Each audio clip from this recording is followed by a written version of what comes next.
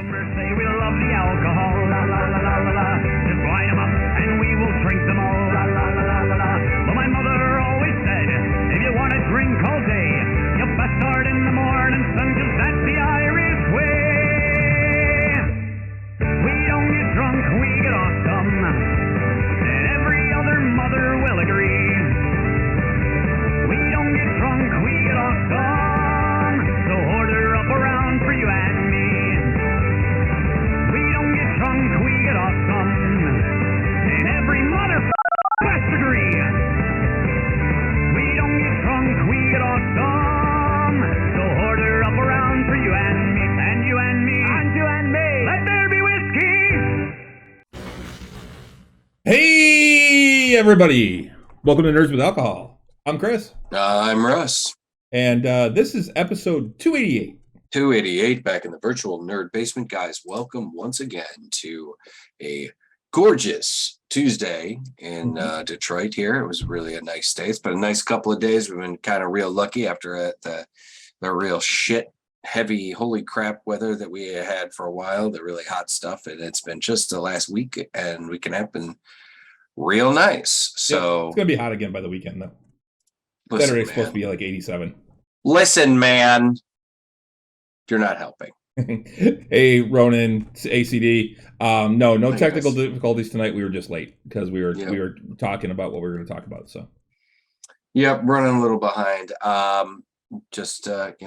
Sometimes the pre-show gets a little complicated. But oh, I have an incoming message, so I'm going to silence my phone. Message for you, sir. Yes. I was able to get, I got all my various ringtones that became known for among my friends, and got to reinstall them. Excuse me. Sorry. Reinstalled them, and so now I'm back to hearing the dulcet tones of Michael Dorn telling me when I have a Facebook message, or hearing Fusrada when I have a text message, or hearing the Wonder Woman theme song from the TV show from when Stella calls, all that fun stuff. So, and if you were to call me, Chris, you get my general ringtone, which is the theme song to, or the theme music to Next Generation. Star Trek. Okay. Pretty much, I don't have like specific ringtones for certain people. I actually just Stella's the only one I got. Yeah, I have the Cantina theme for everybody. So I used to have the Imperial March for my youngest brother. Appropriate. Mm-hmm. But so how was your week? It was we're just starting to get into the grind at work, and I'm just getting a little stressed out already. I didn't get a chance to do a whole lot of gaming in the last video gaming in the last week or so. So that's one of the ways I kind of de-stress, and so I've been a little busy for that. And then we just got a lot of work coming. Cry me a river.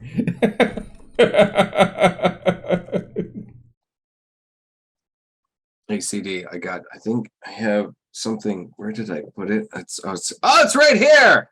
I found it. It's right there. I have a lot of.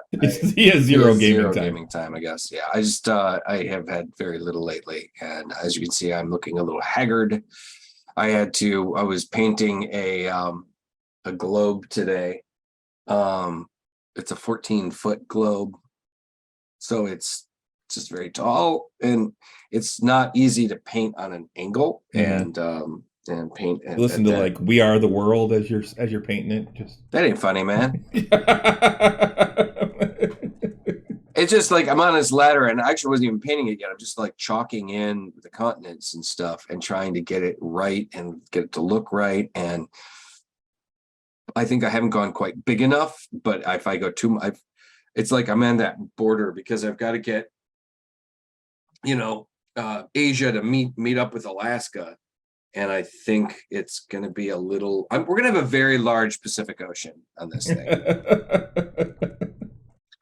So, and I don't want to start over again because it was a long day. I worked on it most of the day, and I'm going to be doing some later nights. I'm on salary now, so I don't get the overtime. Mm-hmm. So it's just I'm just looking at a really rough season. So we'll see. But we had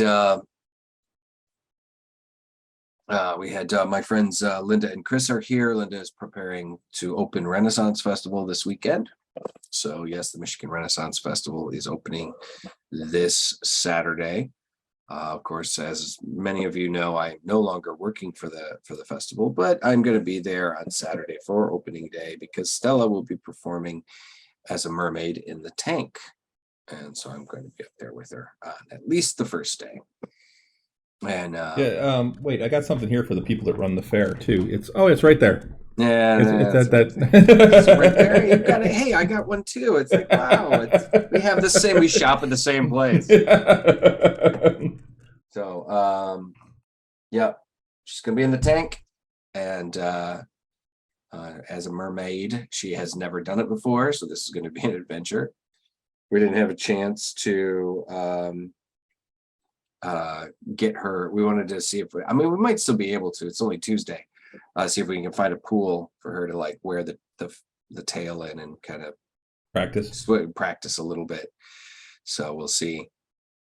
But yeah, it should be fun. I'm sure she's gonna have a great time, and I'm gonna just get into some light garb and wander around the festival site as a patron, which I did a couple of times last year. So, but it's still very odd for me to do that. So yeah. How was your week? It was all right. We had our tavern talk show. Correct. Last night. Mm-hmm. That was fun. Had I don't even remember the weekend. Oh, I went to the Chelsea game to see the Chelsea game on Sunday. Saturday I had something going on too. But I'm just trying to spend as much time as I can with Renee since we're on different schedules that we don't get any days off together. So when I get the chance to hang out with her, I tend to do that. So we've been doing some more of that. We went out to dinner last night or 2 nights ago. So yeah, it's just getting through. Lots of work. Luckily I don't have to work late nights, but it's just my days are just slammed now. I got so much stuff going on at work that I've always got something. Today was almost all meetings, which I hate those days. For sure. Yeah, I have to go to meetings now sometimes at work, and they're almost always tedious, at least on some level. Sometimes they're like, oh, okay,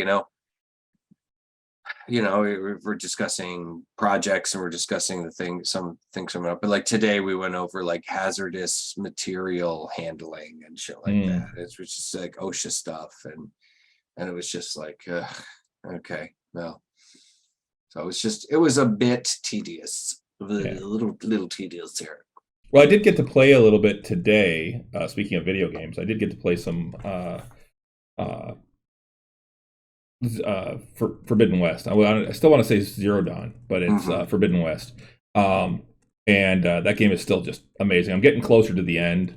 I'm like 70-some% of the way through it now. So we're starting to get into the ramp up to the big climactic fight. Very cool. Some big names in it too. Recognizable voices, yeah. That's cool. I mean, the first game was such an incredible game.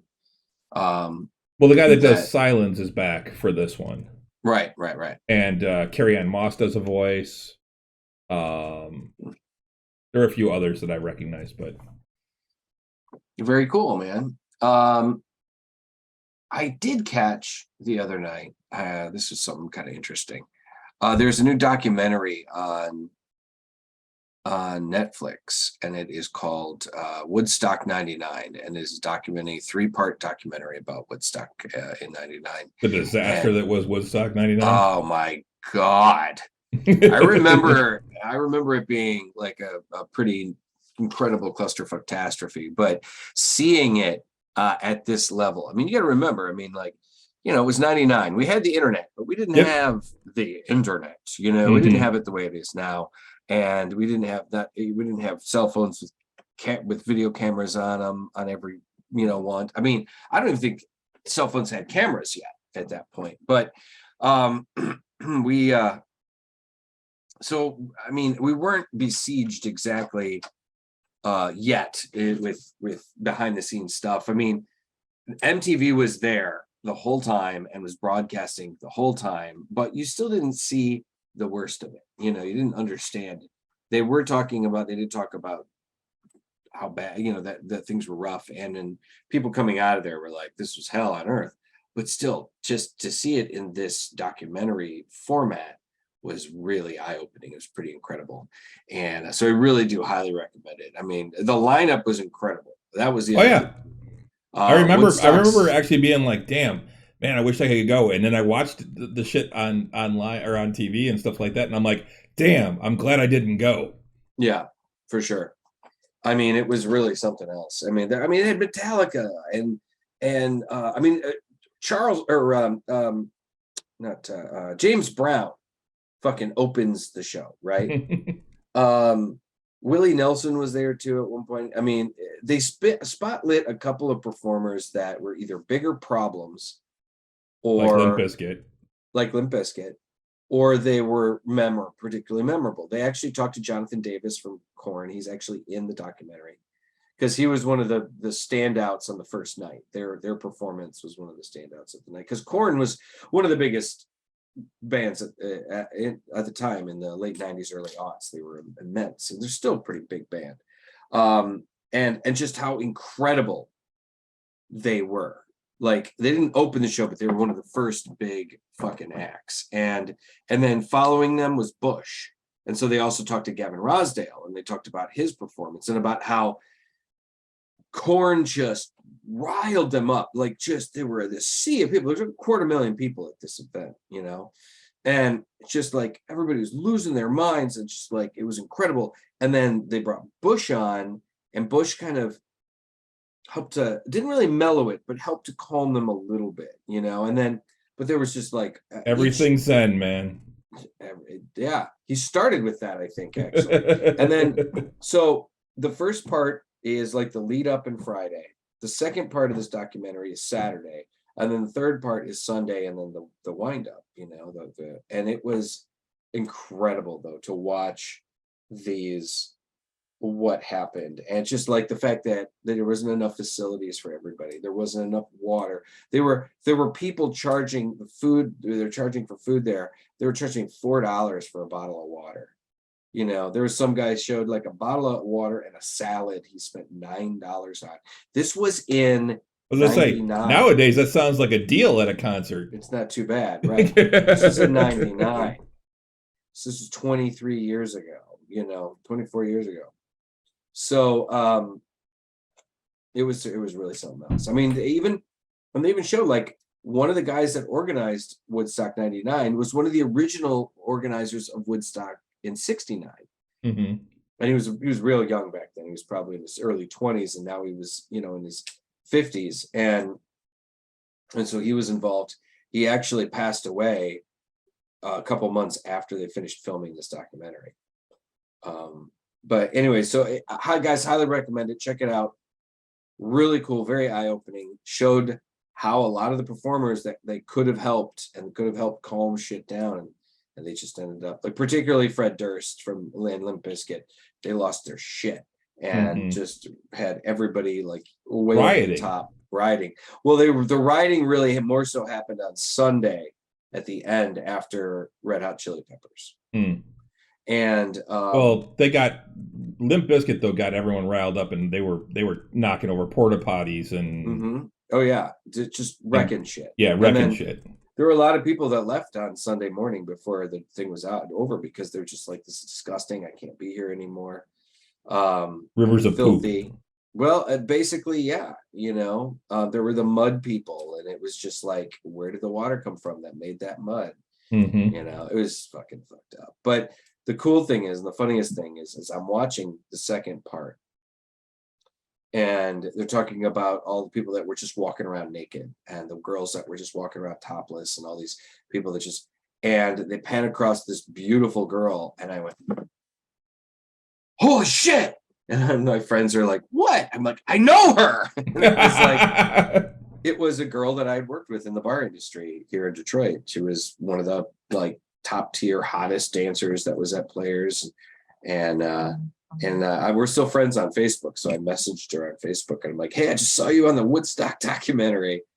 And in 99, and she responded to me like this morning, and she was like, oh my God, well, I was a wild child back then. And she's a couple years younger than I am, and so she definitely was.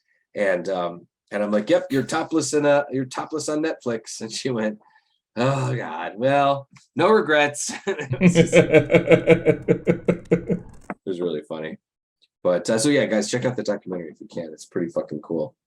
Hey, what are you drinking? I am drinking something I discovered over the weekend. So when that's what I did on Saturday. I had gaming, the game that I play in. And on the way over there, I'm like, I don't want beer tonight. I want something different. Didn't really feel like cider. So I actually grabbed, like, oh, that sounds really good when I saw it at the store. And it is one of the craft cocktails. It is the Jameson Ginger and Lime. It's 6% ABV, so it's not too bad. But it's Jameson Irish whiskey with natural ginger and lime flavors, carbonation, and caramel color. It looks like a Jameson and ginger. So, it is fucking amazing. Oh, although you really kind of have to drink it over ice. Drinking it straight from the can, I haven't really done it. Renee did. She said it tastes kind of weird, but as soon as you put it over ice, that off flavor goes away, and this is absolutely fantastic. It's refreshing. It's light. It tastes like a Jameson ginger, although there could be a little bit more Jameson flavor. Mm-hmm. It's mostly the ginger and lime that you get. Okay. But overall, this is absolutely delicious, dude. But yeah, they come in, what are these? 355 milliliter cans, which is 12 fluid ounces. So it's a 12-ounce can. It's just the tall, skinny cans. So it's kind of like the seltzer type cans. And it's spectacular. Come in a 4-pack. It's a little expensive. It's about $11.50 for the 4-pack, but for the craft cocktails, that's about what you're paying anyway. Yeah. But yes, highly, highly recommend. 2 big thumbs up for the Jameson Ginger and Lime. They also have a lemonade I saw, which I have not tried. Dutch, I would consider it something like a summertime drink, although in Ireland, which is where I actually discovered the Jameson Ginger and Lime, it's an anytime drink.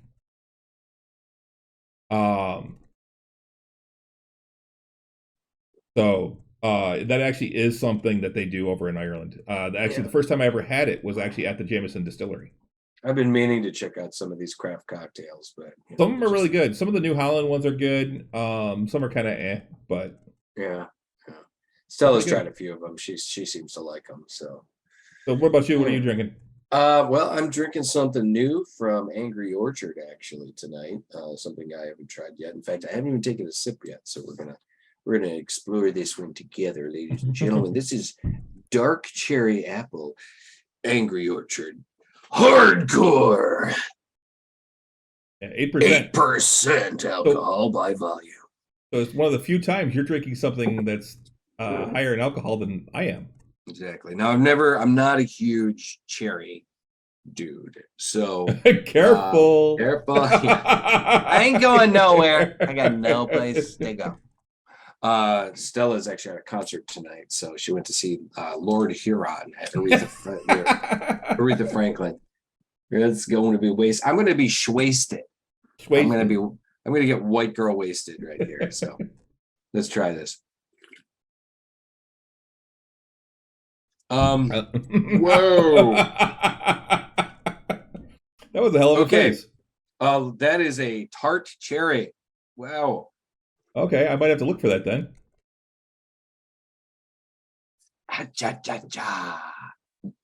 It's a tart cherry.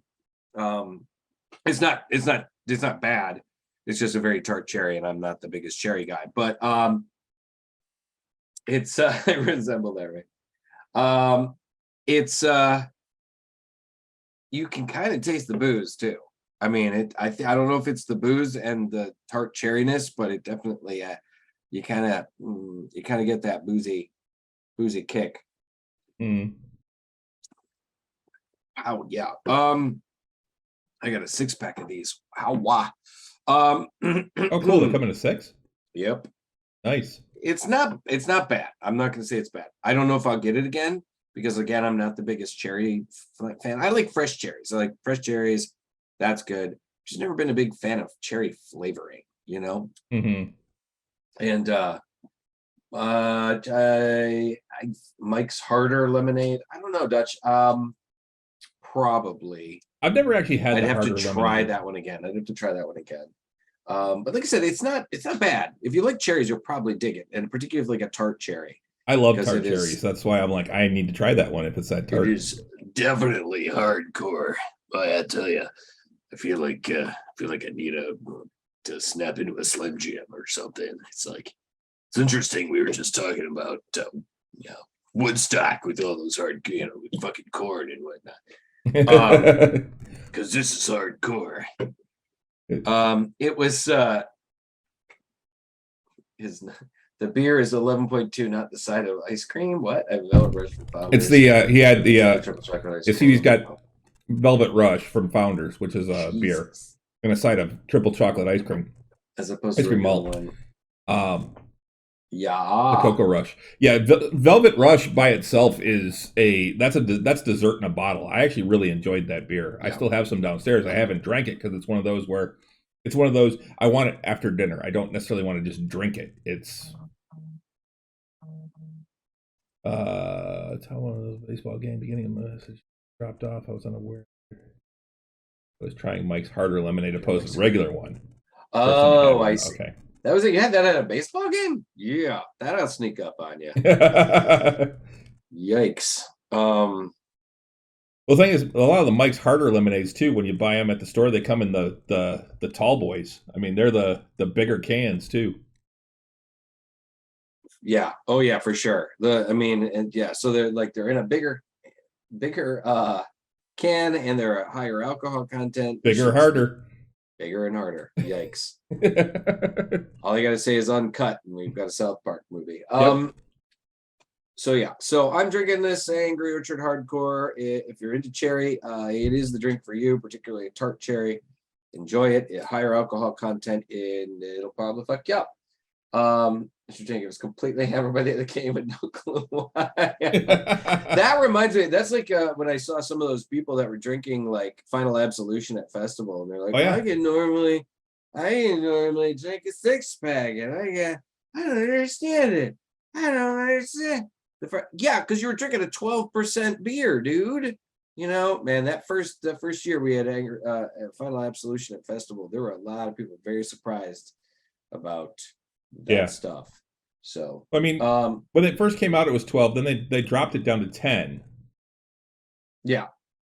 But still, but it's still 10%. A 10% beer still. When you're drinking multiple of back to back to back, because that's what people do at fair. Right, and it was going down smooth. You know, that was the thing. The flavor was covering the taste of the alcohol, so people had no idea they were drinking a sipping beer.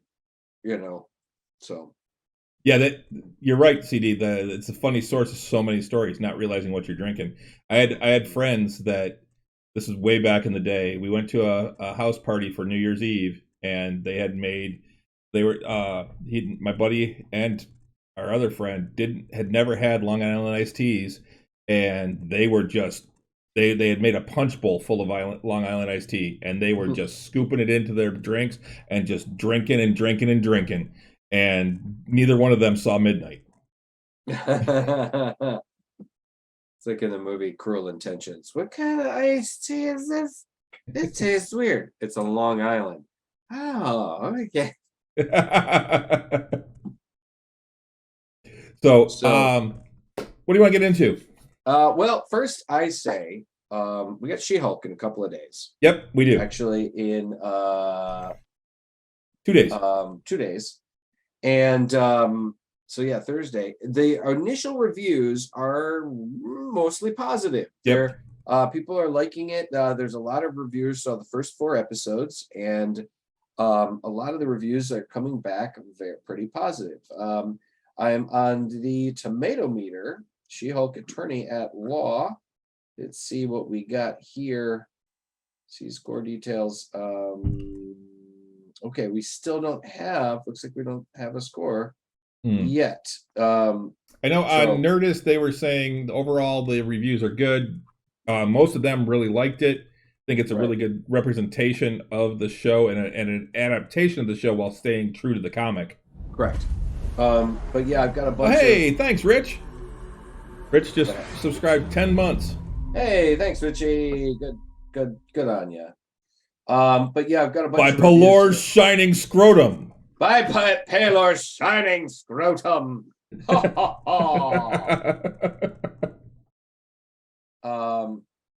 Let's see here. We got some reviews. I'm gonna run through them because they're tweets, so these are quick. Yeah. I've seen the first 4 episodes of She-Hulk, and I'm happy to report they're incredible. Tatiana Maslany is great as Jen Walters, but my favorite thing is how fully entrenched She-Hulk is in the MCU while at the same time showing us something completely new. Can't wait for more. I've watched the first 4 episodes of She-Hulk, and it's great. Follow up to Ms. Marvel, both upping the MCU quality and style on Disney Plus. She-Hulk is the funniest Marvel Studios content so far, and is a refreshing take on the franchise lore and formula with its meta style. It's from Rob Keyes. He also did a shout out to the Canadian actors. Apparently, I've seen Cooper Hood. I've seen the first 4 episodes of She-Hulk and thought it was delightful. It's hilarious legal comedy dripping with MCU connections. Tatiana Maslany is great as Jen. There's a lot of praise for Tatiana Maslany. Even the bad reviews or the ones that weren't great, everyone was saying that she's fantastic. Right. Yes. The first episodes of She-Hulk are exactly what I wanted them to be and more. I love the comedy format so much. No surprise. Maslany brings it as Jen. Her fourth wall breaks, the comedic timing, how she's nerdy 1 second and then She-Hulk the next. It's a yes for me.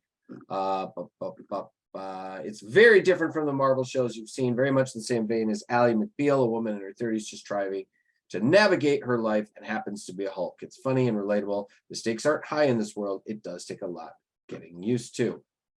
So I can go on, but I'm not going to. There's a lot of these. There, for the most part, she is. It says the casting of Maslany as She-Hulk is heavily praised, prompting compliments on how her performance is comedic and strong in equal measure. Given how the MCU series will also be a legal adventure, it remains to be seen how general audiences will respond to that.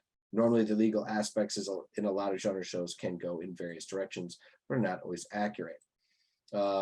However, the legal aspect of She-Hulk has already won over a good number of viewers based on these reactions. So far, with the exception of Loki and What If, most of Disney Plus's MCU shows have only gotten a single season rather than returning for season 2. Time will tell if She-Hulk Attorney at Law will follow a similar path after season 1 is finished airing on the Disney branded service. Personally, I am super excited.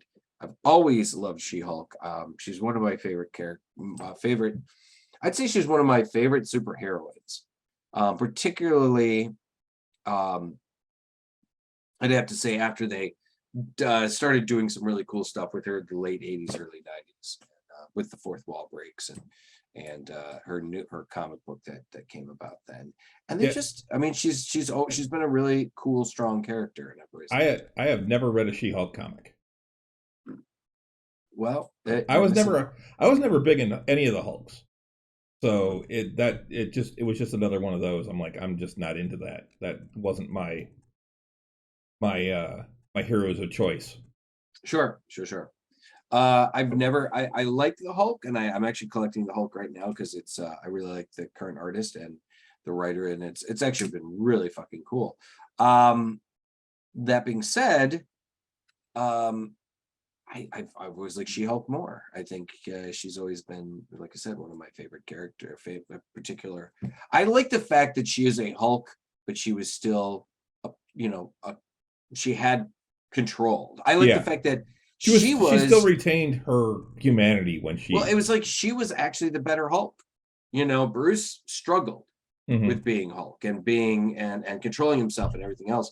She-Hulk pretty much, once she got beyond her savage She-Hulk early days, because they started her off as the savage She-Hulk, and she did get bigger and stronger and angrier but she wasn't the childlike Hulk like the Hulk was. She just was bigger, stronger, and angrier. And then after a while, they she developed into being able to maintain herself once she joined the Avengers, pretty much, she became a much more together character. Now, over the years, they've also written in that, that Hulk characters are a result of psychological either trauma or issues or problems, or like that their persona, their gamma radiated persona or power comes from their psyche and their psychology.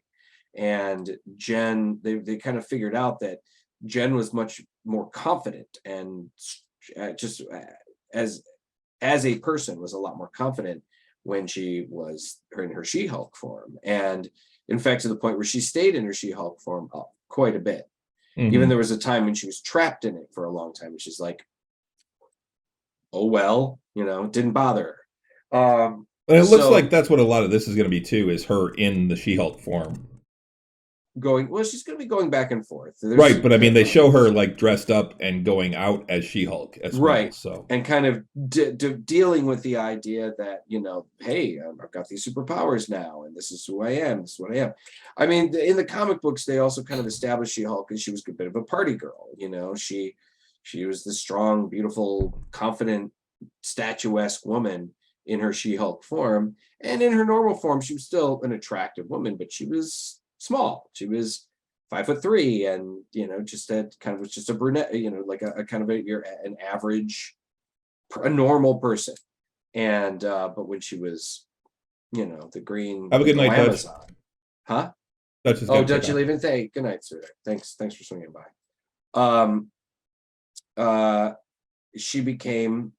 She just became so much more. And I mean, and who wouldn't, when you really think about it? If you suddenly became, a foot taller and super strong, wouldn't you have a certain level of crazy amount of confidence? And shit, she was a foot and a half taller. Right. She's 6'7" apparently. Yeah. And I think she's like 5'3" in her normal human form. So yeah, it's like, who wouldn't be, just incredibly over the top confident if they could be, so it made a lot of sense. But then again, over the years, they've done some other cool things. There was a time where she got gamma radiated again, and her transformations changed when she got scared. She started transforming again, and she would she transformed into like a raging She-Hulk when she got super scared. And there was another point more recently where she became She-Hulk that was much more crazy buff and extreme, and even to the point where she could still think normally, but when she spoke, it came out in halting and me She-Hulk, and stuff like that. And so that was kind of interesting. Now she's back to her more normal She-Hulk form. And but yeah, they did some other stuff too, where she was kind of traumatized because she'd been attacked and almost killed by Thanos. And when she recovered, her powers and her She-Hulk form had changed because of her traumatic experience. So, like I said, they've done some really cool stuff with her even more recently. And I'm really excited to see this show. I think it's going to be absolutely fucking cool. I'm looking forward to it too. I think it's gonna be cool. Exactly. So staying on the superhero list, Yeah. DC has been talking that they are now actually, I guess, supposedly from all the reports that are coming out, they actually are considering one path for the Flash being to scrap it. Yep. After the latest round of bullshit by Ezra Miller. Right. I have an article here that I pulled up. Warner Brothers reportedly considers scrapping the Flash altogether as a last resort. Now they do have essentially three different routes that they could go. Now we've talked about it. Ezra Miller has apparently lost his fucking mind, and is they have lost their mind and is been going through a lot of incredibly crazy shit and whatnot. So assaults, breaking and entering. I mean, not like little shit. Like grooming and almost. I mean, he's been almost accused of kidnapping, even though the girl is 18. The person was 18 and could technically had made statements that they went off with Ezra Miller on their own volition. They were not coerced. There's also talk about a woman and her 3 children like living on his property or on their property. So there's all kinds of crazy messed up shit.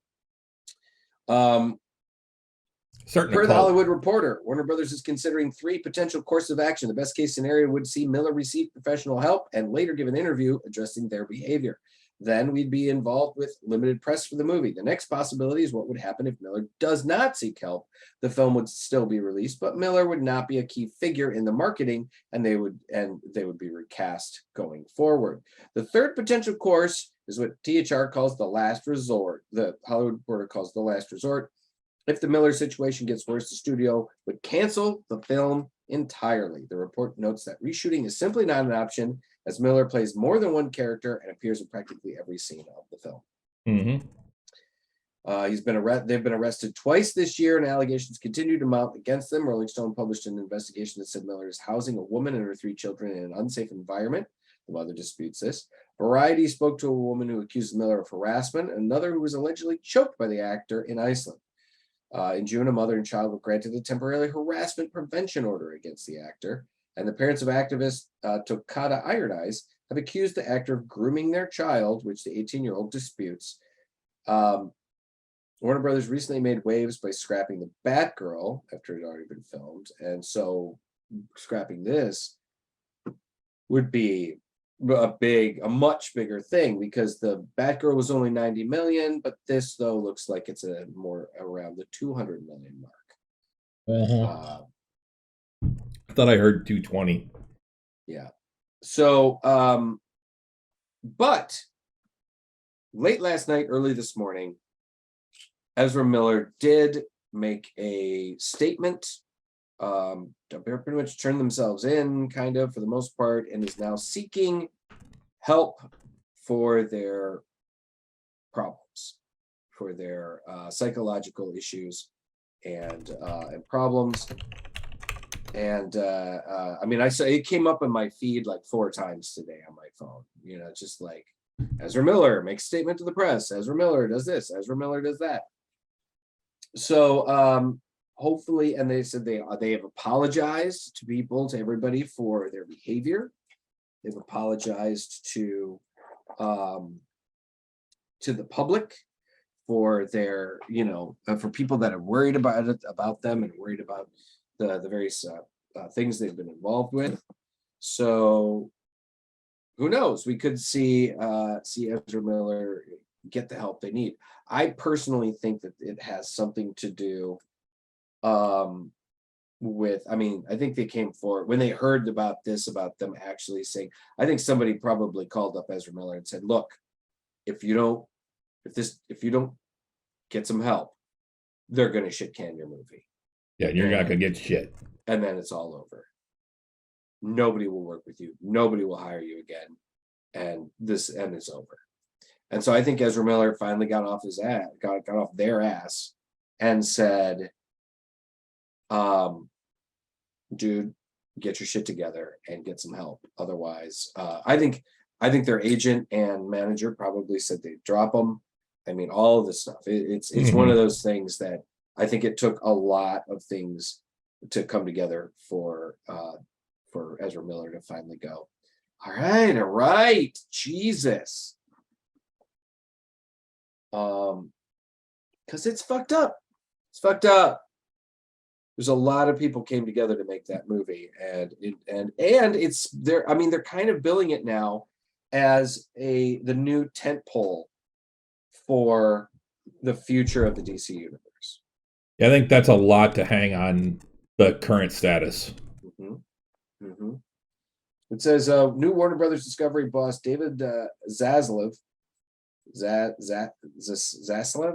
Is that it? Zaslav has recently said that a 10-year plan is being put together for the future of the DCU, inspired by Kevin Feige-led Marvel Cinematic Universe.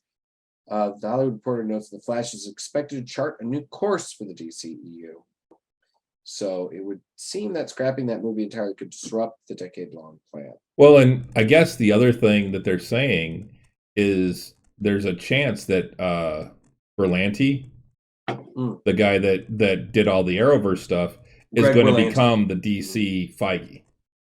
Yes, I've also read that as well, and I'm okay with that. I mean, Greg Berlanti has a pretty good grasp on the DC universe. I think he knows how to parse out find good writers and find good talent. I still think Ezra Miller will probably be recast. Oh yeah, he's done. I think they are done. I think they're done with him. I think they're done with him. There's no coming back from that. They'll get through this movie. They'll be all nice, and then they're going to say that DC's going to say, "Sorry, we're parting ways." Yeah, exactly. Ezra Miller get a nice big paycheck, and they'll buy them out of their contract or whatever, and they'll say, "Here you are. Here's $10, $15 million. Do not buy on our doorstep." Yeah, see ya. And I think that's what we're going to see. I love when the coasters stick to the bottom of the glass because of condensation. That's always the best. So yeah, Ezra Miller. Nothing like taking a brilliant career, at the beginnings of an amazing career, and torpedoing it. This guy, I mean, people were lauded them as this great new talent and everything, and was saying really wonderful things about this kid, and they just fucked themselves, Yep. And it's mind-boggling, really. So moving on from that, one of the things that I was going to talk about, just a really quick thing. We kind of mentioned it before. You and I were talking about it before the show, but one of the things I just saw today is that as of next year, my dealer's going to have a new drug for me. It's a terrible way to put this. I refer to the Girl Scout cookies as my once a year addiction because they're fucking amazing. But the Girl Scouts are going to have a new cookie flavor next year, and they're calling it the sister to the Thin Mint, which is one of my favorites. I love the Thin Mints, and I think it's the Samoas. Yeah, Samoas. Thin Mints and Samoas are my go-to. Yeah, the Thin Mints are my biggest favorite. Put them in the freezer. Save them for summer. But the Girl Scouts are coming out with one next year. It's called Raspberry Rally, and it's basically a Thin Mint with raspberry inside instead of mint. And that sounds absolutely delicious to me.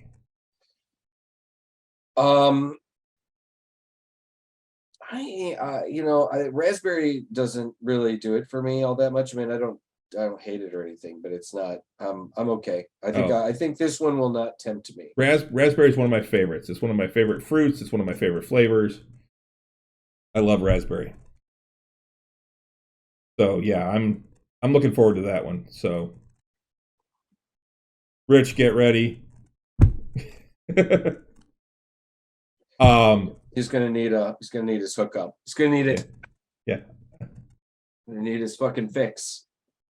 Well, Rich is awful because he just keeps bringing them to gaming. And when I say awful, I mean fantastic. Keep doing that, Rich. You get rid of them out of your house. You can keep bringing them to gaming. I'm fine. Please bring more. Yeah. But anyway, that's all I wanted to say on that. They come out in 2023. They're saying. All right. Now, outside of that, we both watched the first couple episodes of the Sandman. Ooh, wow. I watched the first two last night. Yeah, I've watched the first three, and dude, I can understand why people are binging the shit out of this show. It's like at the end of the first episode, I'm like, okay, I can take a break. At the end of the second episode, I'm like, nope, I want another one. At the end of the second episode was a little shorter too. Yeah, I'm like, nope, I want another one. Yeah, that's the thing. They vary in times from like 37 minutes to 52 minutes. I mean, none of them are crazy long. And they're not the Orville. Right. But they're not over an hour. Right. So they're but and the first one also I thought was a little slow because I mean it was all set up. And even maybe a little disjointed. Now the one thing I'm still trying to figure out is the fucking timeline. Because they keep saying he was held for over 100 years, but roughly 100 years. But it was like one person's lifetime. Well, the thing about it is the gem, the ruby extends life. Yeah, I know. Extends life. That's why the woman the right. The woman I'm fine with. It's the kid from the original one. Well, if he caught him when the kid was like maybe 8, maybe the kid was older maybe than that. 10, maybe 10, maybe 10. At most, I'd say maybe 12. But I'm saying if they caught him when the kid was 10. 10 years later, when they had that party, the kid was only like 20. Soon after that, his father dies, and he takes over. So he's 20 years. And it's 1926 at that point. So the kid's about 20 in 1926. That means by about 1986, he's 80 years old. Yeah, but this is in 86. Well, even so, I mean, say they push it to 96. It's not. I don't believe it's supposed to take place. It's today. I think it is because they say he was held for over 100 years, multiple times. Well, like I said, if they caught him in 2016 or in 1916, and that would mean 2016 is 100 years. Mm-hmm. So 2016, 100 years. So maybe the kid, I mean, he didn't look like he was 100 years old when he died. No, he didn't. But and that's where I've got that issue. I'm like, I can understand the whole having the amulet, and but that wouldn't explain, and it does extend your life, but it's not. And the thing is it's only when you have it though. And the girlfriend split with it. Right. So they didn't. The kid never had. Alex never had the gemstone, right? The ruby gemstone. Yeah, it's a little, it's hard to kind of tell. So I wouldn't mind. I think the problem is that they've still set the initial story in the same time frame, but they've moved the current story to more like now, without taking into account the fact that, okay, the kid would have been in his 80s, say, or 70s or 80s, in the 80s, right. But now he'd be over 100 years old. Right. And that just doesn't work. Mm-hmm. Well, like I said, I mean, if you're doing the math, yeah, when they caught him, it was maybe 1916, give or take, so that means he was 10. So if he was 10, that means he was born in 1906, which means even if it's 2020 when this is supposed to take place, he's 114. Right. I think it's not. I don't think it's supposed to take place like today. My bet is like maybe 15 years ago, but we'd have to. But it said, but they, like I said, dude, and it may be in the third episode. You haven't seen it yet, but they multiple times mentioned that he was in prison for over 100 years. Right. Yeah.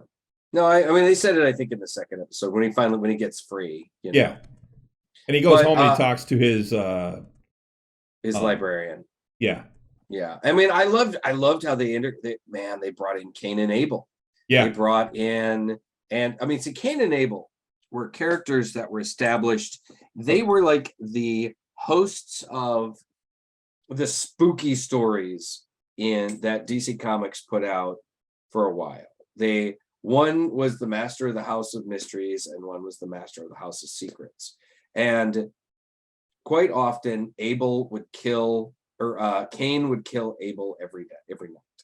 It was like that's how they were the ones that told the stories to the reader, and then you'd read a spooky story in this comic book and called Tales of just or whatever it was, the House of Mysteries or whatever it was.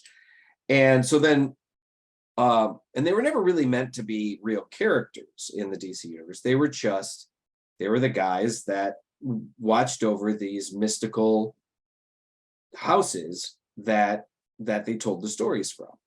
And well, apparently Neil Gaiman liked them enough that he kind of integrated them into his story, just like John Constantine. John Constantine was a character created by Alan Moore that was in the Swamp Thing books, and Gaiman liked him enough. He was like, I'm going to integrate him into the Sandman books. And so Constantine is one of the few characters from these stories that actually is also in the mainstream Marvel or DC universe. Apparently Martian Manhunter even showed up in the Sandman for a couple issues. Because he's very cerebral, and he's got his telepathic abilities and stuff like that. So, but yeah, I didn't expect to get kicked in the feels so fast in that, though.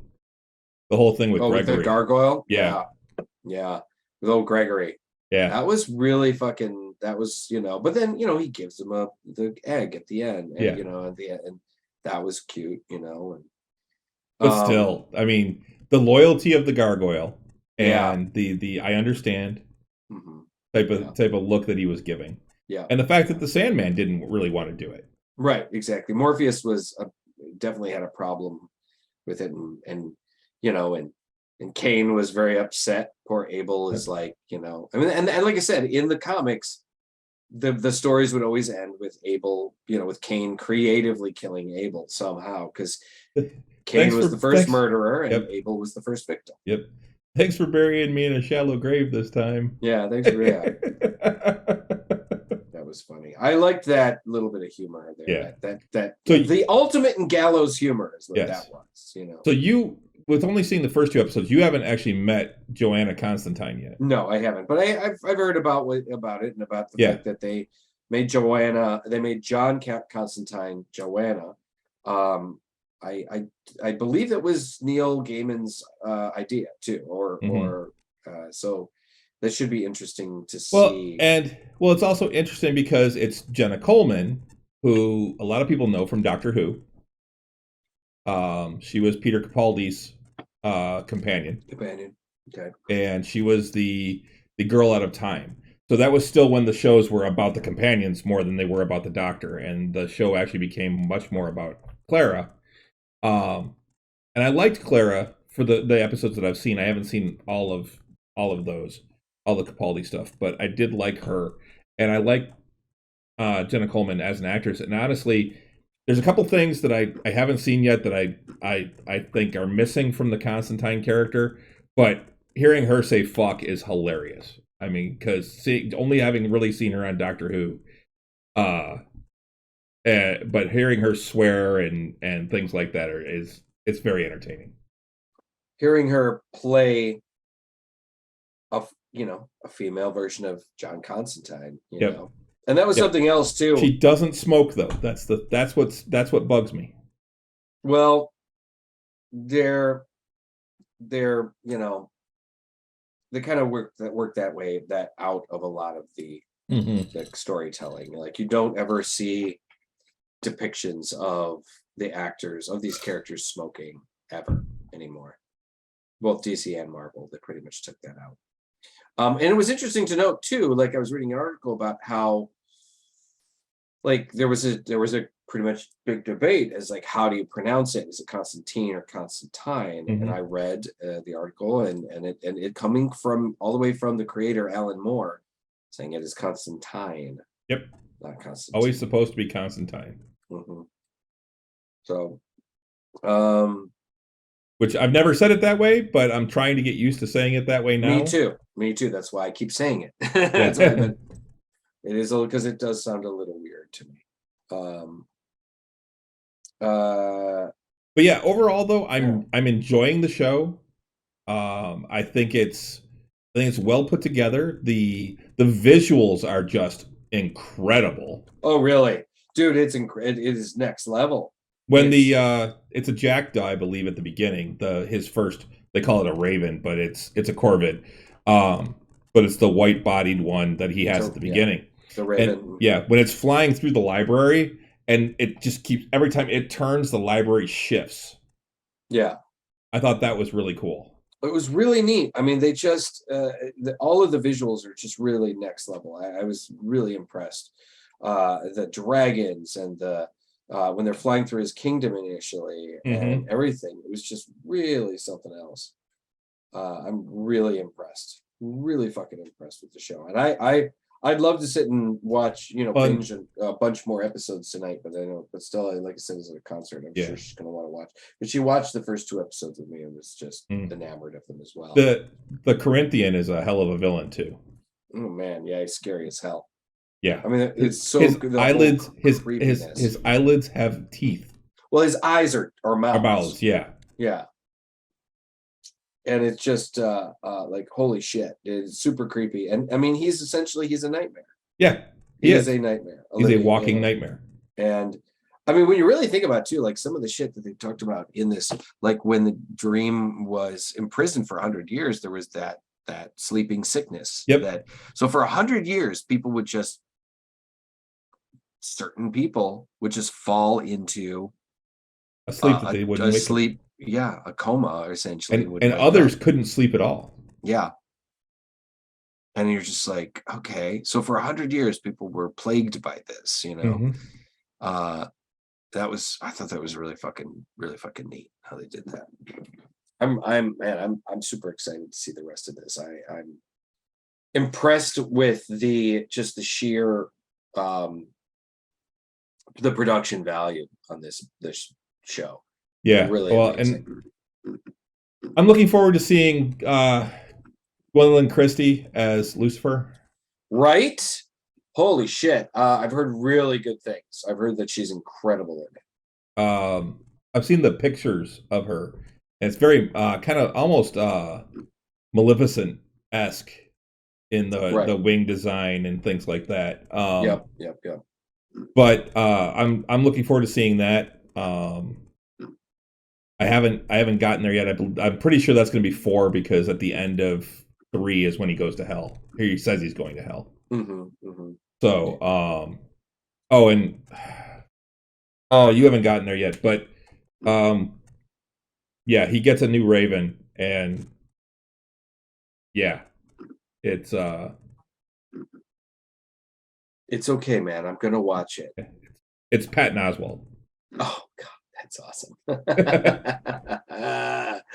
That sounds great. I love Patton Oswalt, so I'm down for that. Yeah. That's cool.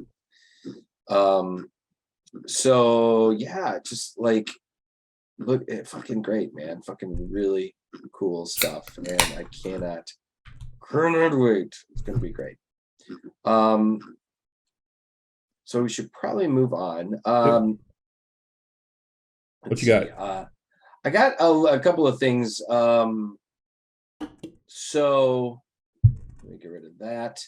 A new Lord of the Rings game is coming up. Now we are in people are really excited. They're kind of Lord of the Rings anticipatory right now because of the new show that's coming up from Amazon.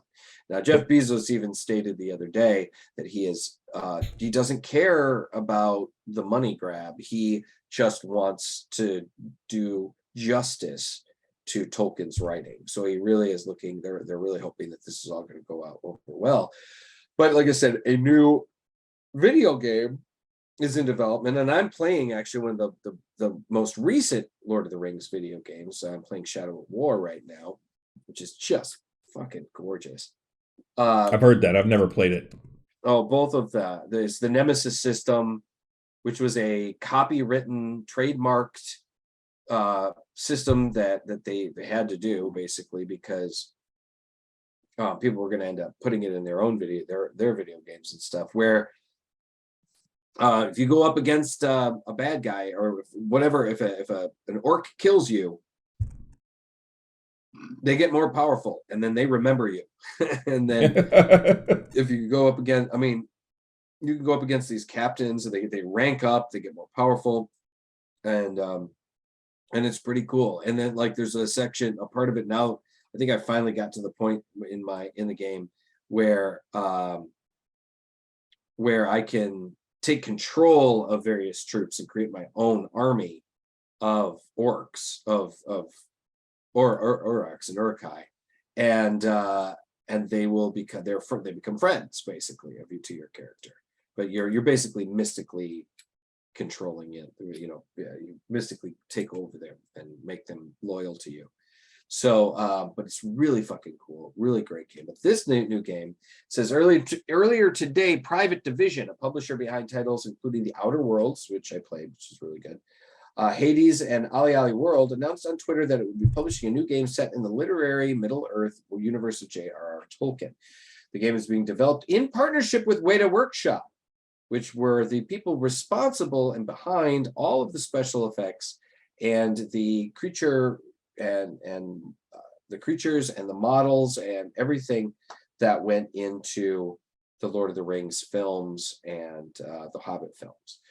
So Weta Workshop is involved with this game. Weta Workshop established a game development studio in 2014. Last November, it was revealed that the team was working on a game related to a major IP, so it's pretty safe to say that was referring to the Lord of the Rings. There's little further information about the game, but Private Division does say that Middle-earth Enterprises, which controls the rights to the franchise, has licensed the literary works of the series, providing Weta Workshop with the broadest creative license to interpret the underlying lore of the books, rather than the films or any other form of adaptation. So they're actually pulling from the books and the imagery and whatnot of the books, as opposed to the movies, which fucking cool. Beyond that, we know that this title is early in development and expected to launch during the 24 fiscal year, likely meaning a release in the early part of 24. So we should see that. Could be cool. I am extremely excited and looking forward to this new Lord of the Rings television show coming up soon. I am too. September 2nd is when it comes out. Right around the corner. Yep. 2 weeks, man. It's going to be incredible. But basically like a week after House of the Dragon hits HBO. There's too much to watch, Chris. There's too much. There is. Dude, Renee and I are watching Sandman right now. Then our plan is, once we're done with Sandman, we're going to go back and finally watch Picard Season 2, because we haven't watched any of that yet. And then when we're done with that, I forget what the next one was. I'm like, well, there's something else we still haven't gone to. Or Westworld. We haven't started watching Westworld Season 4 yet. Yeah, so we got to get that. I think we still got to watch Season 3. Or we got to finish watching Season 3. I can't remember. And then, and by that time, I'm going to have House of the Dragon. Renee doesn't want to see that. Rings of Power, I'm guessing she's probably going to want to see. And then by the time we catch up on those, we're going to have other shows coming back. The Rookie's going to start coming back. We'll have, I think we're going to get Season 2 of Wheel of Time is going to be coming out later this year. And we're just going to be getting more and more stuff. Well, here's another show that you might be interested in watching that we talked about today. A John Wick prequel series now coming to Peacock in 23. The long-awaited origin I story. still got to now watch the moving movies. speed ahead. Right. I know, but I saw that you had the Blu-ray of all three of them together. The Continental, a 3-part special event that serves as a prequel to the Keanu Reeves-led action thriller series John Wick, has found a new streaming home at the Peacock. The limited series, which is centered on the hotel predominantly featured within the franchise, was previously slated to premiere on Starz as the Starz original series, John Wick, Lionsgate's blockbuster. Stars Reeves as a former hitman who's forced to re-enter the criminal underworld he abandoned. The series also stars Ian McShane and Lance Reddick. Speaking of Lance Reddick, who's in Forbidden West. He's in Zero Dawn, and I believe he's in Forbidden West. The John Wick films have become a global phenomenon, are amongst the most watched titles on Peacock, and we are thrilled and honored to partner with Lionsgate to extend this incredible franchise. Lance Reddick is silence. Right. While McShane plays Winston, manager of the Continental in the films, Colin Whittle will play a younger version in the 70s set prequel with Ayomide Adegon as Charon, Peter Green, and Mel Gibson as Cormac. Well, okay. Mel Gibson, huh? The Book of Eli's Albert Hughes will helm the first and last episode, with The Lord of the Rings of Power, Charlotte Brandom directing the second. That makes perfect sense for the limited series to make its debut on Peacock, which is the current streaming home for all three John Wick films. Starz is currently home to original shows like P-Valley, Raising Kanan, Shining Vale, and Gaslit. John Wick 4 is slated for a March 24th, 23 release date. So that's also pretty fucking awesome. I got to tell you, man, I am starting to get a little fatigued by all of the, like, for the longest time, everything was streamed on like Netflix or Amazon Prime or HBO. And now, well, but that's the thing. Now we have HBO Max. Now we have Peacock. We have Paramount. So many things are going to so many different Disney Plus, services. Hulu. Right. It's like I'm exhausted, trying to keep up. I refuse to buy and to pay into another streaming service, so I will not be getting Apple. No. I already get. I'm not getting Apple, and I'm not getting Roku. I'm not getting Roku either. I have pretty much almost all the other ones. I'm just like, ugh. But there's almost always something on almost all of them that I'm like, actually, I have to watch. One I got to get back to because I believe the second season's coming out real soon. I got to get back to and finish season 1 of Pennyworth. Right. Because that's going to HBO Max as well. It's already on HBO Max. Yeah. Yeah, it's already on HBO Max. It's and actually I've watched like the first half of the first season. And while again, like Gotham, you have to look at it as this is not really the Batman universe. Right. But it's an interesting show, and I enjoy it for what it is. Right.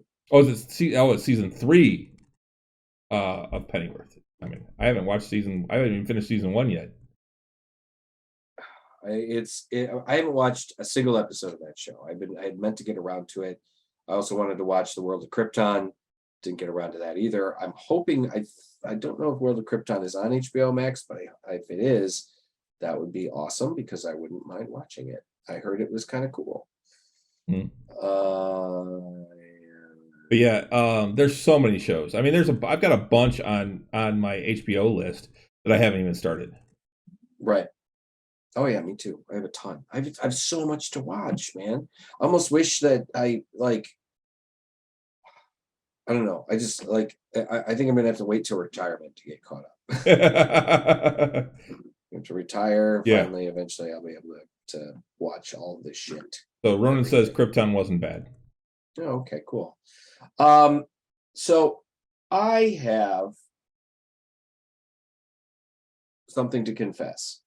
The other day, we were watching this new movie on Netflix, Day Shift. It's Jamie Foxx's new vampire film. That is on my list now. A lot of fun.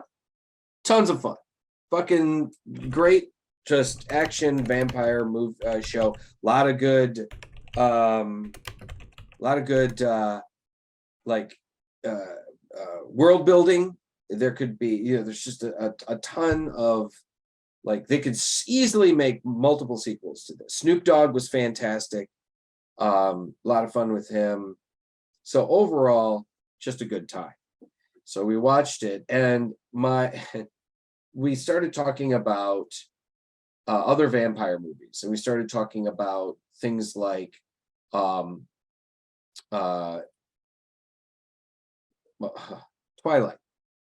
and about how Twilight is considered, pretty fucking bad by most vampire fans. Most people that enjoy vampire movies and everything consider Twilight to be pretty bad. Mm-hmm. And myself included, but I'd always said, well, I've actually never watched a full Twilight movie. And it's not that Twilight movies, it's not just that Twilight movies are bad, it's that the books are bad. Like the writing is bad. I have to admit that I have watched one of the Twilight movies because my daughter was in that age bracket. Right. And she wanted to go see it, so I took her to see it. Right. So, after we got done watching Day Shift, Stella was also very much, oh my God, you have to watch it. They're so bad. They're so funny. I watched the first Twilight film. And what's your description of it? Because I know what I told my daughter. Chris, that movie was a steaming pile of shit. It was a glittering steaming pile of shit. My description was, it was like watching an entire movie of Anakin and Padme falling in love. It was really bad. And I have to admit, though, there's a part of me that is the completionist that now wants to see the rest. That I now almost feel like I need to watch the rest of them. I've never felt that way. I have seen clips from a couple of films where, like, fights between, like, vampire clans or whatever that look pretty epic. Like, holy shit, that was brutal. Ripping heads off and whatever else. So there's parts of me that's kind of like, I kind of want to see that, but there's also the rest of me that's like, I would have to suffer through watching the rest of these fucking movies. I forgot Anna Kendrick was in it. I like Anna Kendrick. Still not enough for me to watch it. Right. Stella was like, it's not so much that these are bad actors. They're not bad actors. I mean, honestly, Robert Pattinson is a pretty fucking good actor. It's what's her face is pretty bad. So she ain't great. But the thing is, well, she's not great in Twilight. But Kristen Stewart has proven to herself to be, in her later career, to be a decent actress. And if you watch her play Lady Diana in that new movie where she plays Diana, apparently she's unbelievably good. But still, overall, not good in those movies. And I mean, and they pounded those movies out. I mean, the first movie came out in 2008 and the last movie came out in 2012. So they really, they put those movies out fast. They put them together fast. They made them fast. Your time would be better spent catching up on other things. I agree, Ronan. I agree. And I most probably will not take it upon myself to watch the rest of these films. But maybe if we're getting drunk and want to watch a dumb fucking movie and make fun of it, I might. But dude, you're better off watching Jesus Christ Vampire Hunter. I am. It's a better movie. Well, and the funny thing is there's even a few jokes in Day Shift, in the movie Day Shift, where they talk about the Twilight movies. So I do recommend Day Shift, though. It was a lot of fun. Stella didn't like it so much. It was excessively violent, but my other friends loved it. And I mean, there's some very creative combat. Some very, very creative combat. and like choreographed fighting and stuff like that, like different devices that they use to kill these vampires. And like I said, there's a lot of serious world building. They could definitely make more of these movies. Jamie Foxx was fun. I mean, like I said, Snoop Dogg, his character could get his own spin-off. It was fun. It was really fucking cool. It's a good popcorn movie. Absolutely. It's a great example, a great example of the popcorn movie. So not bad at all. Check it out, guys. And for those of you who have not watched Twilight, skip it.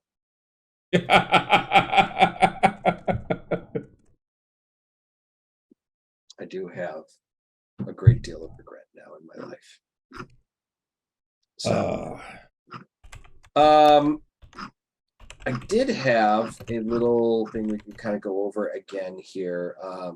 There's they kind of updated this list of upcoming video games for coming up in the next year,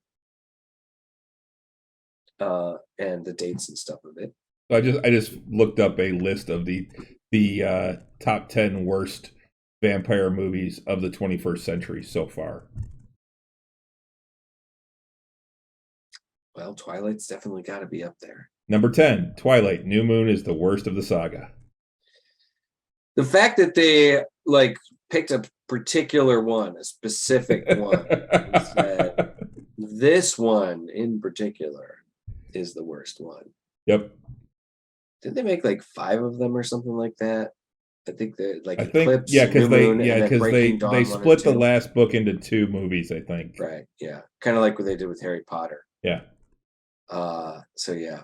There was also news too for those of you guys who speaking of Harry Potter, for those of you who are into and kind of looking forward to the Hogwarts Legacy video game. It has been delayed. Originally, it was going to be coming out in November, I believe. Now they've pushed it to February of 23, apparently, citing that they need a little more time for polishing. Now, granted, J.K. Rowling has proven herself to be kind of a despicable human being on some level. The video game itself, I mean, I'm having a tough time because I still really like the setting, and I kind of want to support them making more Harry Potter shit, even though I don't like her very much these days. So we'll see what the initial reviews are for this game before I buy it, because it does look like it's going to be pretty cool. So that is February for the open world Harry Potter game that is going to be coming out. It's not actually, and I shouldn't call it Harry Potter because it does not feature any of the characters from the Harry Potter books. It's the Potterverse. It is the Potterverse. It takes place in the late 1800s. It's right before the turn of the century. Yeah, it's before Voldemort and all that. From what it would have been. Dumbledore would have been just being born, if I remember the timeline, because Dumbledore was quite old when he passed away, well over 100 years old when he died. So, but we got some other cool games coming out pretty soon. We got Saints Row, the new Saints Row, coming out next week in August 23rd. I've never played any of those. It's a reboot, the tongue-in-cheek Saints Row series. We're going all the way back to the beginning, starting out in the city of Santo Ileso. It'll be up to you to know, up to you how this crime gang takes shape, from how they build their empire to what they make their money doing. You'll be leading them once again as the fully customizable boss. And although it's new faces and new names, there's plenty of old Saints Row soul here, just less of the dildo bats. So I've never really got into Saints Row, but I did know some people that were really, really into it. A game called Soul Hackers 2, actually. Also in late August. It's going to be one of the key JRPGs of 22, arriving from developer Atlas and publisher Sega. It's a long-awaited sequel to the Devil Summoner Soul Hackers, the 97 RPG for Sega Saturn. So they've been waiting, fans of this game, or of the original, have been waiting for the sequel for a long fucking time, since 97. So holy shit. It's going to be set to launch on the PS4 and 5 on August 26th. Which one was that? It's called Soul Hackers 2. Okay. It was the sequel to Devil Summoner Soul Hackers. We have a game in autumn of 22 coming up. No official date, called Season. Channeling almost Ghibli-esque vibe, Season is a game about riding around on a bicycle and discovering the world for the first time. He plays a young woman who's lived in a secluded community, but for some reason is now able to explore, take photos, and make new memories. But there's not much time to do any of it as a mysterious cataclysm is about to engulf the world for good. But heck is a beautiful way to spend your last season. So it sounds like it could be interesting. Last of Us Part 1, the remake, September 2nd of 22. That's coming up real soon. Now, this is I talked about this before. This is not just a reskinning. This is not just an upgrade of the game, of the previous game. They are doing a full remake of that game. Now, that game came out in 2013, so it's been out for quite a while. Now, I still say, remaking a game that's less than 20 years old is a little weird, but Last of Us Part 1 was easily one of the best video games I've ever played. Last of Us Part 2 was extremely good, from what I understand. I haven't played it yet. I was going to play Last of Us Part 1 again so that I could then play Part 2. I gave up on Part 1 because I know you talked about you hit a certain point and you just couldn't get past it. Yep. It is a difficult game, particularly in a few spots. Thankfully in the game you can lower the difficulty, which I think I actually had to at one point. I lowered the difficulty. Yeah, I don't think I ever did that. I don't think I ever actually took it down to story mode to. Yeah, because it was just it was so hard. It was this weird. I think it was in a building and I couldn't see. Everything was very dark. Yep, I couldn't see. Was one where one where I am. You gotta use your sonar or whatever or something, and then one of the clickers you got to get is one of the really hard to kill ones. Mm-hmm. So you're in this really difficult spot, and it's a very difficult kind of situation against a really hard opponent. And I think I actually took it down at least one notch, because I usually play at normal level. I play at the median normal level of any game, but I think I actually had to take it down to easy for just through that section, and then I put it back up because I was just I couldn't get through it. I do CD. I've gone below normal. If I get stuck and I just want to play the game, I'm more in the games for story. Sure. Than the difficulty. I want to see the story. It's for me. It's all about story. Accidentally closed out my Twitch screen. I absolutely loved the game though, and I am definitely going to. I try and avoid rebuying games. I've only bought. You've only bought Skyrim, 5 times? 3 times. Actually, I think I've twice. No, I think I only bought it twice. I bought it for my PS3, and then I bought it for my PS4, and then I was able to upgrade, and then I upgraded it to the PS5 version. I think it was either free or it cost me maybe $10. So I've only bought that technically maybe say 2.5 times or 2.25 times. I bought LA Noire a second time because I bought the PlayStation 4 version, and because it was only $20. And I did buy Last of Us. This would be the third time buying Last of Us Part 1 because I bought it for my PS3. It was one of the last games I played on my PS3. Then I bought it for my PS4 because again, it was the $20, the classics version. And then I will most probably be buying it another time. The update. Yeah, it's The Last of Us Part 1 is described as the definitive version of the original game with updated visuals, facial animations, expanded accessibility options, improved combat, and more. In fact, Naughty Dog says it's a true overhaul that will bring the journey that first introduced us to Ellie and Joel to the PS5 without being encumbered by technology. With a debut trailer at the Summer Game Fest, we've already seen glimpses of changes to the character models and more. So, man, it looks fucking great. It really, the trailer was incredible. So moving on, we've got Overwatch 2, which is coming out in early access on October 4th of 22. I played Overwatch. It's fun. But it's just not, there's not enough story for me. It's a run around shoot 'em up game that you play online with other people, and it's just not my game. It's not my game. But I did like the character design and elements and stuff. So I'm gonna zip past this to Marvel's Midnight Suns. We have an October 7th, 22 release date on this game.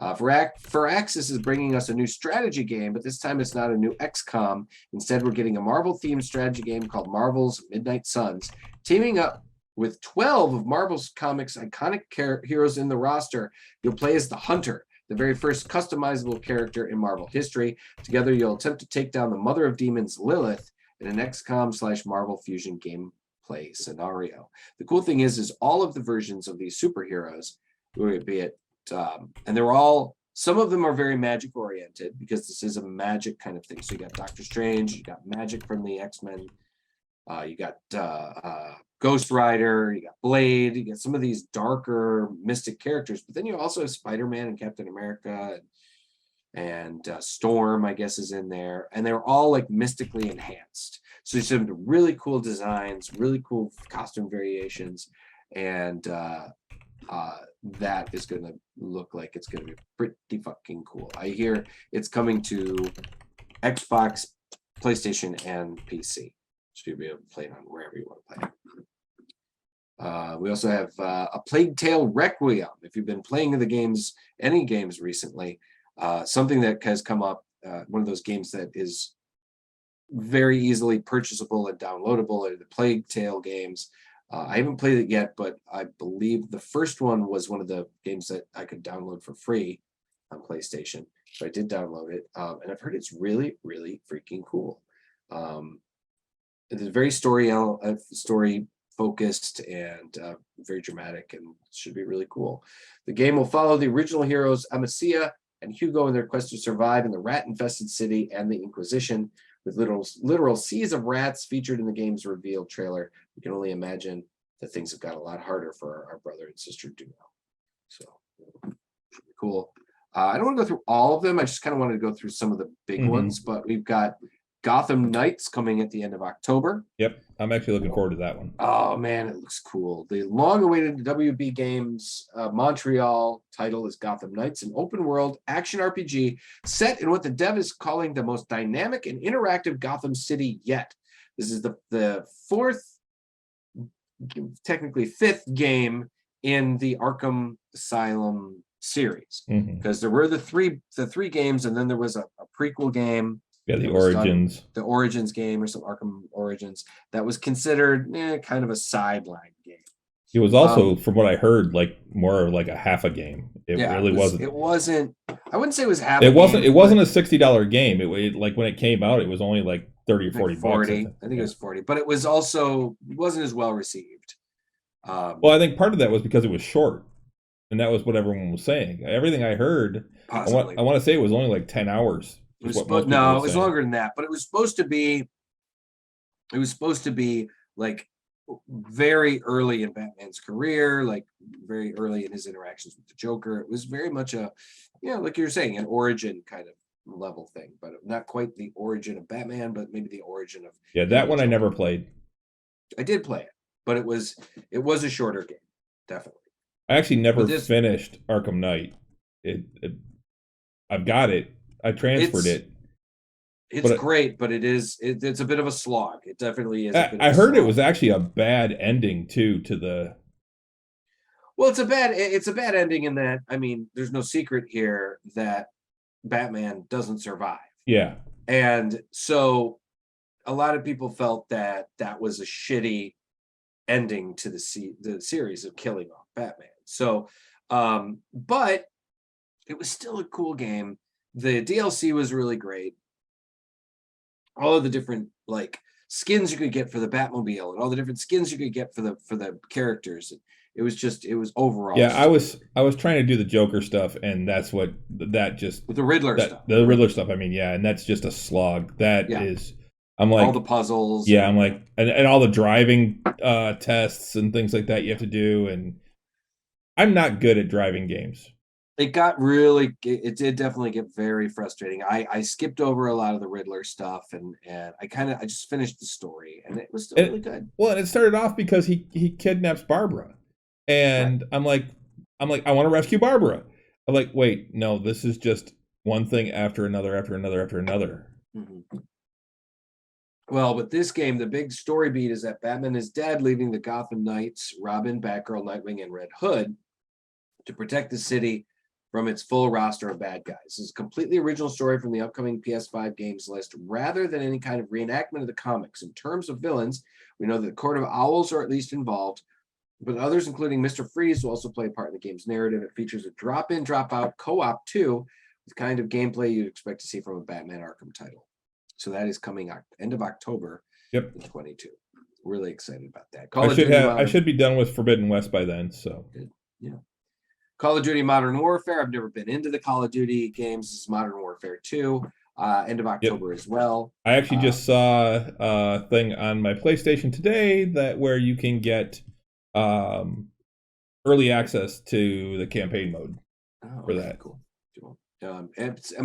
They are some of the most popular games played.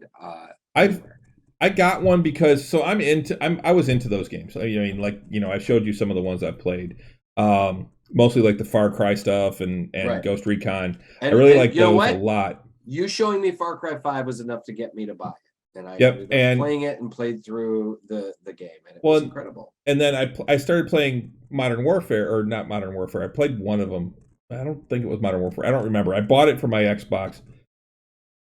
Started playing it and put it aside and went back to doing Ghost Recon because I didn't care for it. I didn't care for the way the mechanics of it. I thought the aiming was off, things like that. I just wasn't getting into it. But actually, I was thinking about it today. I'm like, do I really feel like playing Forbidden West? I'm like, I need to go back to Far Cry 6 because I never finished it, and I still got it on my Xbox. It's one of those. I haven't even turned my Xbox on in almost a year. Oh wow! Now you've got the old Xbox or the new one? The old one. I don't have the Series X. Heard great things about the Series X, but I don't have one. Yeah, I don't either. Or Series S, whichever one has the actual disc. The only thing that would get me to get it is the fact that the Bethesda games are now going to be exclusive on Xbox and PC. Now I have a decent enough PC that I can play those games, but my PC is going to age out in another year or two, and I'm going to have to upgrade. So, it still sucks that Bethesda to play one of my favorite game franchises, the Elder Scrolls, I'm going to have to work around that. So, what are you going to do? Let me see here. God of War Ragnarok, November 9th of 2022. Now, I never played any of the original God of War games. The ones I played the first one. I never got around to playing them. You just can't play everything. But I did play the newer one, the newest one, the reboot, the remake. And it's not really a reboot. It is actually a continuation of the stories from the original games, but it is just done so much better. It's clean, it's beautiful, it's not as misogynistic as the old ones were. It doesn't pander like the old ones did, and it was story-wise just a spectacularly good game. This new one, Ragnarok, is coming, yes, and a new God of War game is happening, and it's set to land on the PS5 and 4 at some point in 22. During the latest PlayStation September 21 showcase, we got a proper look at Kratos' upcoming returning God of War Ragnarok, and boy, was it quite the trailer. Showing a slightly older Atreus, we get to see a host of different creatures, some helpings of combat, and some new creatures or characters we'll meet. So that is coming in November 9th of 22. I enjoyed the first one when I played it. So there's a couple more here, but I'm going to skip over to Star Trek Resurgence, which is a to be. They haven't said an official date, but it is still set for 22. From Dramatic Labs, a brand new studio made up of former Telltale developers, comes Star Trek Resurgence. It's a third-person, choice-driven adventure game set within the Star Trek universe. You'll play as two characters: First Officer Jara Rydick and engineering crew person Carter Diaz on the USS Resolute as they attempt to solve a sinister mystery that involves two alien races on the brink of war. You'll meet new and returning characters in this tale too. So if you're a Star Trek fan, it's worth paying attention to. From what I understand, Spock is in this game. And they were able to get an actor that was able to approximate the voice of Leonard Nimoy to play this character. Cool. So yeah, I'm looking forward to that as well. Ghostbusters Spirits Unleashed coming up. That's coming up later on this year. Open Roads, Little Devil Inside, Forever Skies. So a bunch of games that are really looking like it could be pretty awesome. So guys, pay attention to our show, pay attention to whatever, to the news and stuff, and let us know what games you're looking forward to. And let's see if you want us to check it out. Yep, here's Hogwarts Legacy, came up in the 23 section of this game, and it is still February 10th. To say that Adrian Roop, head of Avalanche, wrote in a blog post on PlayStation's official website that next-gen console will create an immersive experience that will let a player practically feel the terror of Inferi bearing down upon them, or sense the ground rumbling beneath them as a herd of angry centaurs surround them. So it does look like it's going to be pretty amazeballs.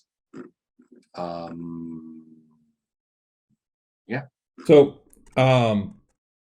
we should probably start wrapping things up, but real quick, we should. I've got a list here that I was going to run through real quick.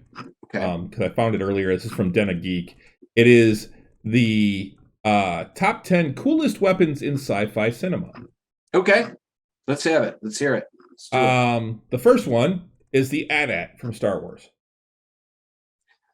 Did you say weapons or vehicles? Weapons. Okay. I mean, the AT-AT is it is a weapon. It's a vehicle. Well, yes, but it's still a weapon. Splitting hairs, but all right. But yeah, they don't go with the lightsaber. They don't go with anything else. They go with the AT-AT for Star Wars. Well, the AT-AT's a fucking cool ass vehicle, but I see it. It's not a weapon. It's a vehicle. It's a weapon. It's an armored vehicle. It's a troop carrier. It's a weapon. It's got lasers on it. Okay. I mean, the Death Star is a weapon and a vehicle and a space station. Right. It's not a moon. It's not a moon. That's no moon. Another one, the second one that they have listed, they don't actually have these in any order necessarily. Okay. Is the phased plasma rifle in the 40-watt range, which is from Terminator. Oh, okay. Phased plasma rifle in the 40-watt range. Yeah, they put in parentheses in the 40-watt range because that's what they talk about. They actually mentioned that, I believe, in the movie, that's what they use. This one, I forgot about this one because I actually forgot about this movie. It's the bone gun from Existence. Existence. Existence, yes, that's it. Mm-hmm. Existence. It's Existence. I think it was pronounced Existence. Was it? Yeah. But the bone gun from that. I don't think I ever saw that movie. Yeah, I never saw it, but I remember seeing the gun. I remember hearing that it was about how cool it was, but I don't remember. I don't think I ever saw it. I do remember people talking about it being a really cool game. The next one is the Soul from Akira. Is a giant space thing. Okay. It's Killer Satellite, yeah. The next one, M41, a pulse rifle from Aliens. Oh, for sure. Absolutely. This one I thought was really cool. I forgot about this one too, was the Tesla rifle from District 9. The Tesla rifle? Yeah. From District 9? Okay, sure. Yeah, it's just like splattered things. Yeah, Didn't it? I think Just so. blew things Yeah, apart. if I remember it correctly. Here's one from way the hell back: the XZ-35 rocket pistol from Buck Rogers. Oh man, Like the old fucking Buck from Rogers. the old serials. Yeah. Before the show in the early Yep. 80s. Yeah. Okay. The phaser from Star Trek. Sure, of course. The Auto 9 from RoboCop. Oh yeah. His gun? Yeah. Absolutely. It was fucking scary as fuck. The tripods from War of the Worlds. Huh. With the laser that comes Yeah, I remember the tripods. Yeah, sure. And that's it, actually. That's all of them. One that I think needs to be on there, and one of my favorite weapons from a sci-fi thing, the noisy cricket. The noisy cricket, absolutely.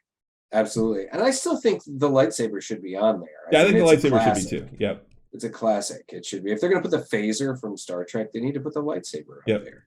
I think the lightsaber needs to be on there, and I think the noisy cricket needs to be on there. You get the big old gun, and I get a little midget cricket.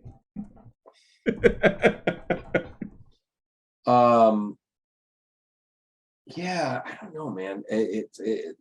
Where did you get that list? What was that from? It's Den of Geek. Oh, okay. I don't know. I think that definitely is it's not the best listing. It's got some classic stuff, dude, but the list is from 2011 actually. Oh man. I didn't see that until just now. Yeah. I'm sure we could find something probably a little more. I found that by looking for the vampire movie list. It came up as one that was inside of one of the other lists. It was funny when we were watching that Twilight. I was like, we could be watching. Why are we not watching something like, I don't know, Underworld or something instead? We really want to watch like a vampire movie with at least a little bit of a romantic element to it. Let's watch Underworld. Well, you know, one of the Underworlds actually makes the list of the top 10 worst.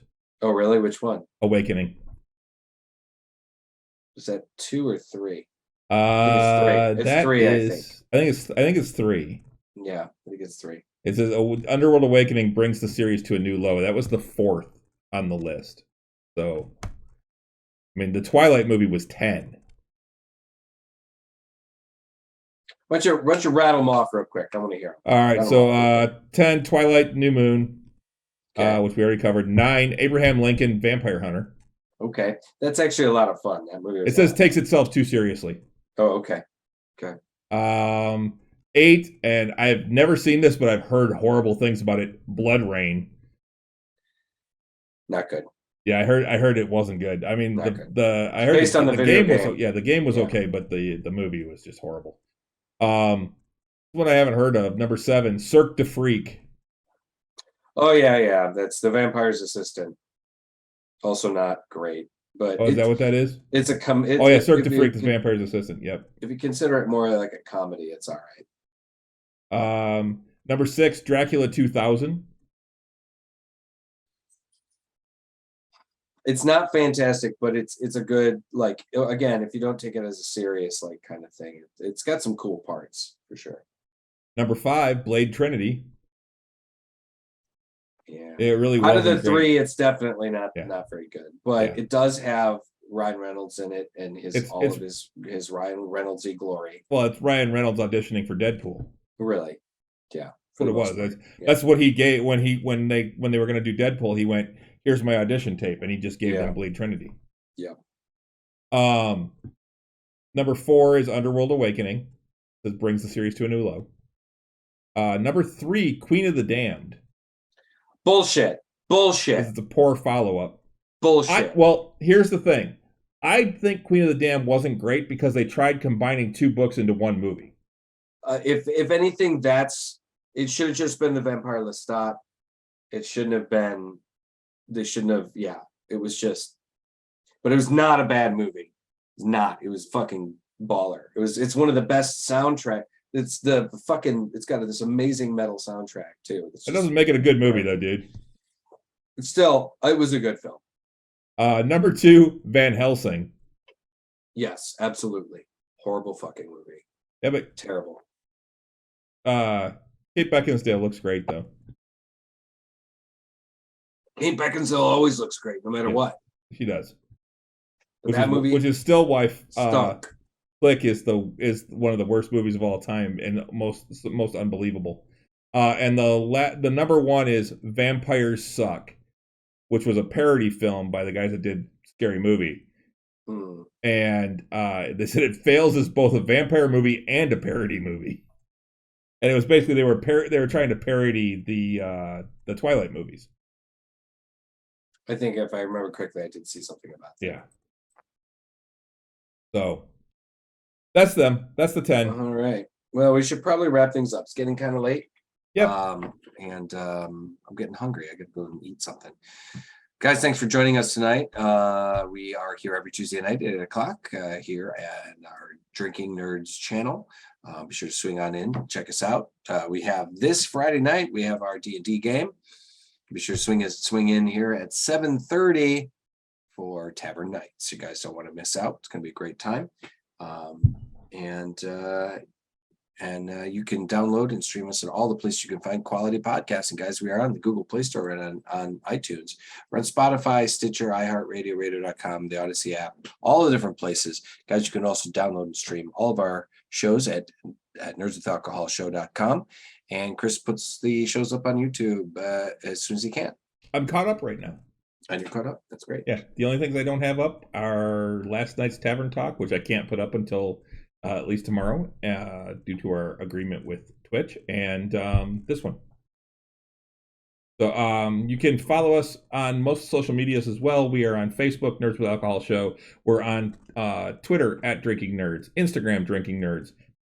Excuse me. YouTube Drinking Nerds, and pretty much, we're all over out there. Remember, please follow us on here. Subscribe if you can. Subscribe to us on YouTube. It all helps out with everything. But yeah, follow us on all the things. Absolutely. Please do. Please follow us. We need the following. Yep. Podcast has been doing good. The actual podcast portion of it. So that's been a lot of fun. Inner numbers go up there. Good. So thanks to everybody that listens and hangs out. CD, Ronan, Dutch, Ghost Hand, Renee, Rich. Everybody that comes out and hangs out and contributes in the chat. We appreciate all of you. Thank you so much. So I think grab my glasses here. I think that's gonna about do it. That should do it. So on that note, until next time. Sláinte. That was pretty good. All right, have a good week, everybody. Good night.